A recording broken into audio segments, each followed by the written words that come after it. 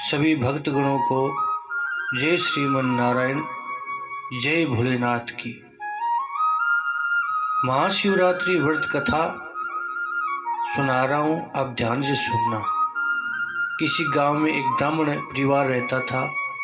ब्राह्मण का लड़का चंद्रसेन दुष्ट प्रवृत्ति का था। बड़े हो जाने पर उसकी इस नीच प्रकृति का विकास होने लगा। वह बुरी संगत में पड़कर चोरी तथा जुए आदि में उलझ गया।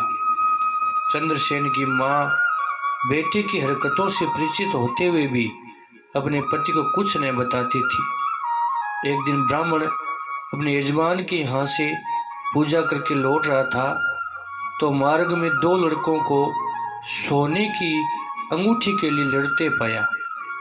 एक कह रहा था, यह अंगूठी चंद्रसेन ने से मैंने जीती है। दूसरा यह हट किए था कि अंगूठी चंद्रसेन से मैंने जीती है।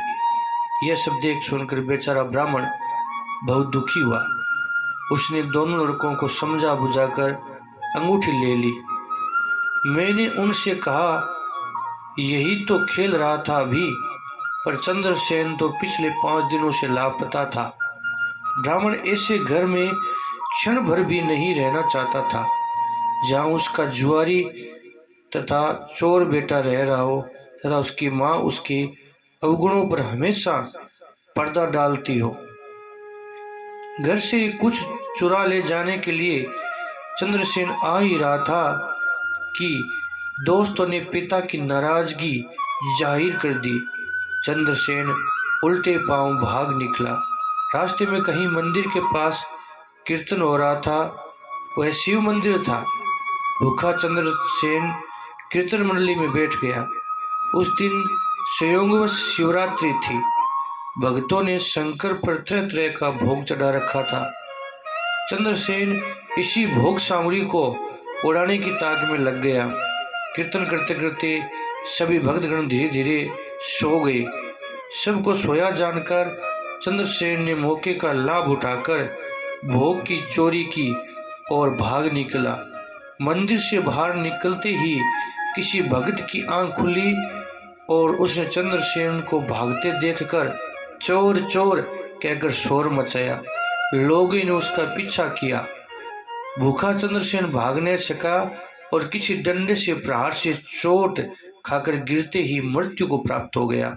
अब मृतक चंद्रसेन को लेने शंकर के गण तथा यमदूत एक साथ वहां आ पहुंचे।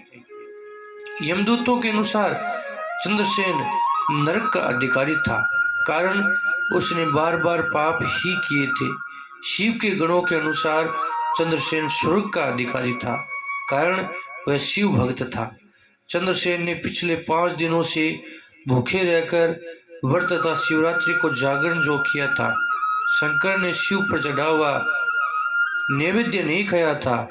वह तो नैवेद्य खाने से पूर्व ही प्राण त्याग चुका था, इसलिए भी शिव के गणों के अनुसार वह स्वर्ग का अधिकारी था। ऐसा भगवान शंकर के अनुग्रह से ही हुआ था। इस प्रकार खेल प्रकृति का चंद्रसेन मोक्ष का अधिकारी हुआ। यमदूत खाली हाथ लौटे और चंद्रसेन को भगवान शिव के सत्संग मात्र से ही मोक्ष मिल गया। मोक्ष की प्राप्ति हो गई। बोल शंकर भगवान की